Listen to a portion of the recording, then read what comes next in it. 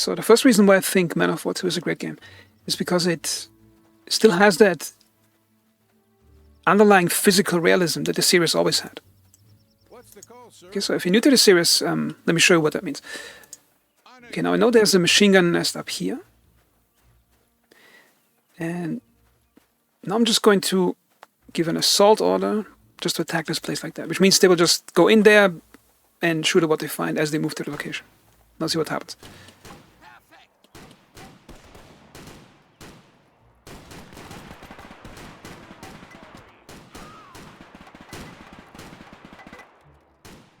The machine gun has already difficult hitting my guy because there's a slight slope over here. Those two guys are not in the field of view yet.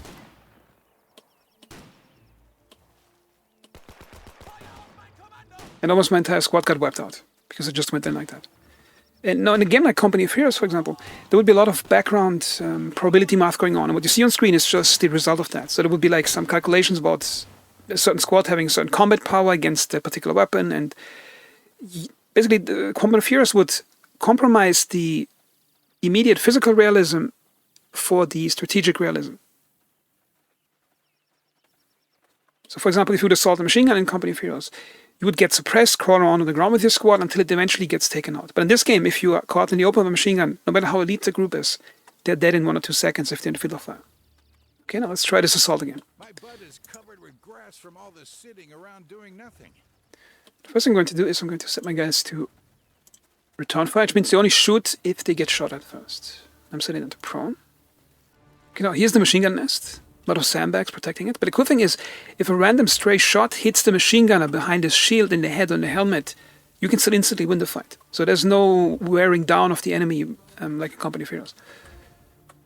Okay, so how to assault that place? The first thing I want to do is want to get 3 guys on that pile of wood, draw fire, then try to rush with 2 guys over here and throw grenades in there. Okay, so let's take 3 guys. Those 2 guys to move up here. Drag those 2 guys. Standing by for your orders. Keep the momentum going. We're unstoppable. Orders, sir. You start crawling. I think there's a friendly AI shooting them from a distance. I'm not sure what's happening here. Gotta wait for those guys as soon as the shooting starts.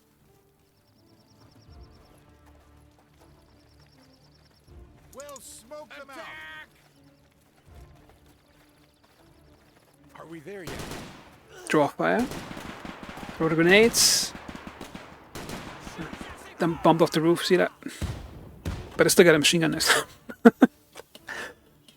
It's the physical realism of it. If you throw grenades and they land like even the path of the grenade you throw, it depends on what it hits and then it bounces around and rolls around. It's the randomness of the physicality of it. So now the second reason is the deck building system that they added. A lot of players, I think, they didn't like that system at first, and I think it's a great system, especially if you play PvP in online mode with ranked mode. Okay, so let me show you.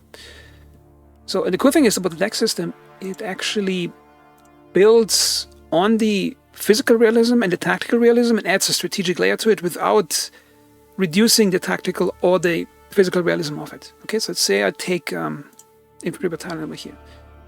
You get some tips here, the items you can use, what you can do with it and all that. Go here and it's going to added regiment. And you got 3 echelons. That's basically a shopping list. That's what you get at the first few minutes. Then after a few minutes you unlock this one and then this one. So you get better and better units as the game progresses. Okay. Then you can click on a certain slot. So let's say if you remove this slot, you'll see the slots have different types assigned to them. So if you click on this one, it's mostly replacement crews, engineers, SMG infantry, riflemen. So you can basically, because it's an infantry battalion, it specializes in infantry and you can select which one you want to use. So you get that Company of Heroes or even war game, in case you know the war game games. You get that deck building fun of optimizing your deck and how to use it in combat. Take, for example, I want to take the recruits, put them up here, and how many you want. This is actually an important thing, how many you put in. Over here, you want to get recon plane, airstrikes, maybe some mortars, a field gun, anti-tank gun, machine gun.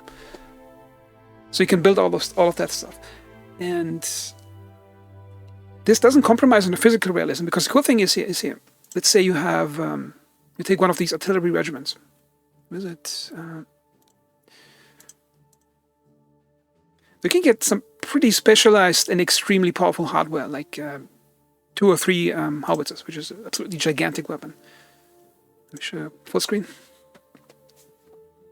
Okay, so when you fire that thing and it hits something in a certain blast radius, about 50 meters, it kills absolutely everything that's not a hard armored vehicle. Which means you can one-click an enemy infantry fortification and most of it will be dead or completely destroyed. However, if you get hit near that gun, you can lose the entire gun with one good hit. So the game doesn't abstract like Company of Heroes, like how many shots should it take. If one guy sneaks up through the forest, through the lines, and shoots all the guys, then the unit is gone for you. So there's no compromising of the physical underlying realism for the strategic outcome of the deck. Okay, now here I started a solo match, which is basically how PvP matches in the battalion mode play out. So here's the thing about decks. Okay, in the beginning, we click that one. Notice here I got 15 SMG guys. Okay, I got 15 of them now. Now if I place one squad like that, I got 10. That means I got in total for the entire match. I repeat this, for the entire match, I got 15 SMG guys, unless I added more of them to the later echelons, which means every unit you use, every soldier, every gun, every plane that crashes, you lose that fire for the entire match.